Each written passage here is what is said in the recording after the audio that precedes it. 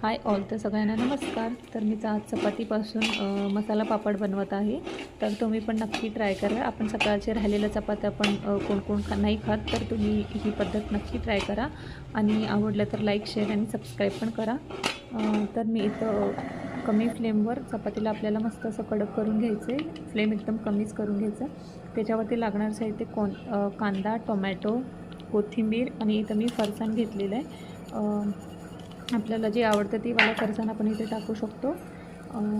इथं तुम्ही लिंबू पण वापरू शकता. तर लिंबू मला नको हवं होतं म्हणून मी नाही टाकलेलं. आणि वरून आपल्याला मी इथं काळं तिखट वापरते, मसालावाला काळं तिखट. त्याच्याने चव ना खूप छान येते आणि टेस्ट तर एकदम भन्नाट येते. तर तुम्ही पण ट्राय करा. आणि वरून मी थोडंसं ऑरिगॅनो पण टाकते आणि चिली फ्लेक्स पण तुम्ही टाकू शकता, कारण मी इथं मुलासाठी बनवत होते.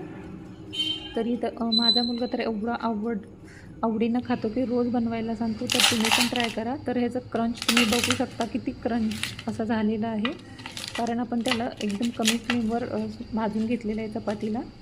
तर टेस्ट तर एकदम अप्रतिम आहे. तर तुम्ही पण बनवा आणि खा. थँक्यू.